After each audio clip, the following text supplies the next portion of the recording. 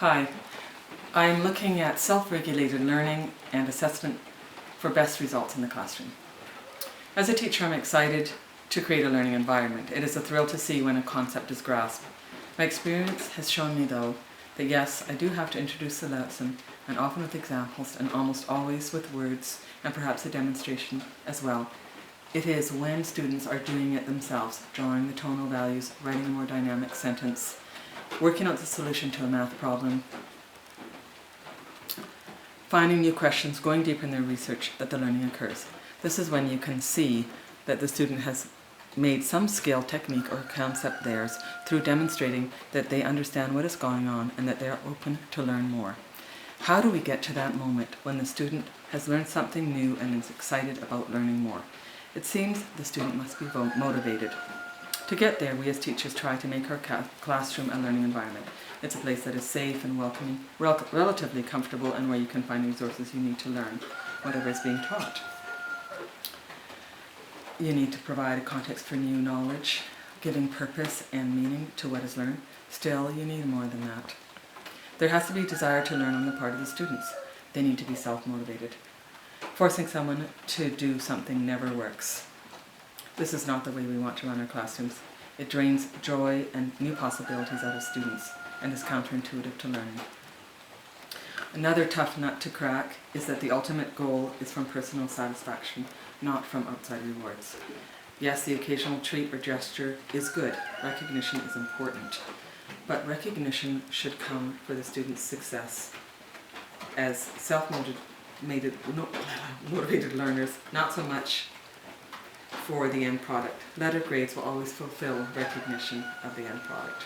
So how do we instill the desire to learn? One of the key components is developing independence and critical thinking. This can only be achieved through self-regulating. Self-regulation usually refers to awareness and knowledge of one's learning and cognition. The control of one's cognition is an ability essential in learning and development.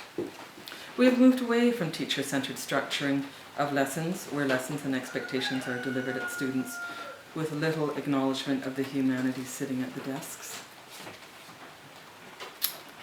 Because this does not work, what are we going to replace this structure with?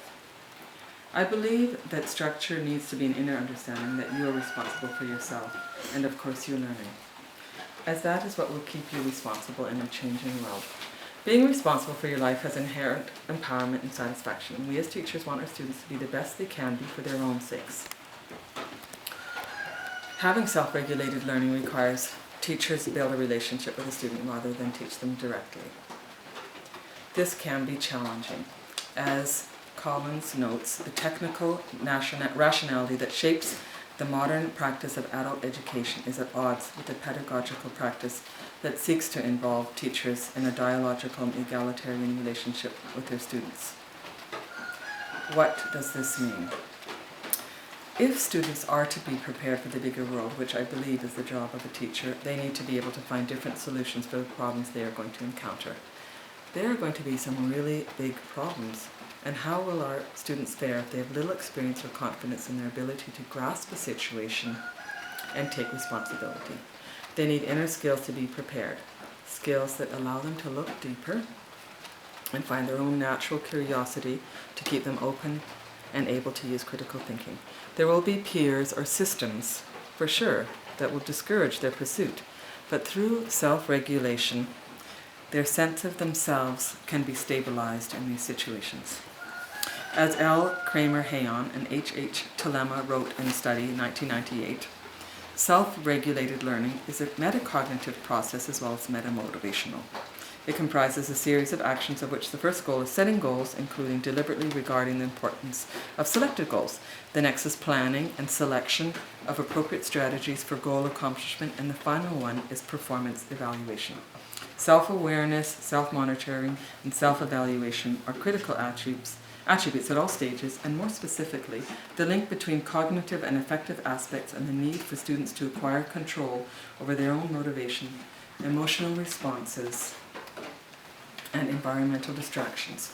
Such control represents the volition to accomplish the task and to avoid self-induced distractions and anxiety. End of quote.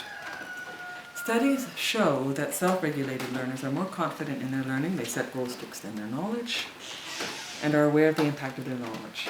They understand the implications of various kinds of information for approaching tasks. They understand that motivation is their responsible and they see the benefit in that. They attribute their success or failure to themselves and invest greater effort to lead to success based on their terms. They choose strategies, get information, monitor commitment, and are able to adapt and modify as is needed. Self-regulated learners are able to control learning outcomes from within.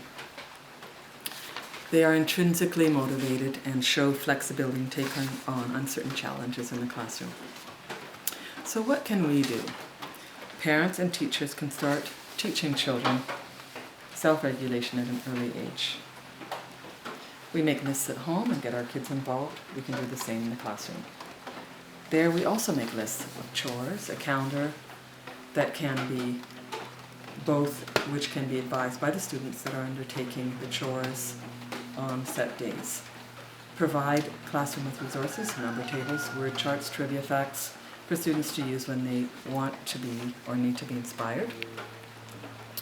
Involving students in helping set goals for the class will create the foundation of how the class will be structured to achieve the goals. This is a way of, one, showing them it is important to have goals, two, that they are part of it, thirdly, that there needs to be a structure to accomplish the goals and that they have a say in how the class is structured. In this way, they will feel responsible and therefore follow it, and when and if it does not work, able to make changes. We also model methods that encourage self-acceptance and tolerance to take on these tasks through different forms of self-management that include adding humor, stories, and self-reflection in our lessons. These are some basic methods of introducing autonomy and accountability, essential for becoming a lifelong learner. Ultimately, teachers must listen to what students are asking or suggesting when making a structure that runs the class, which has at heart the personalized learning path of each student. As the process of learning the student embarks on must be planned by the student, not the teacher, and the class should be organized to facilitate this.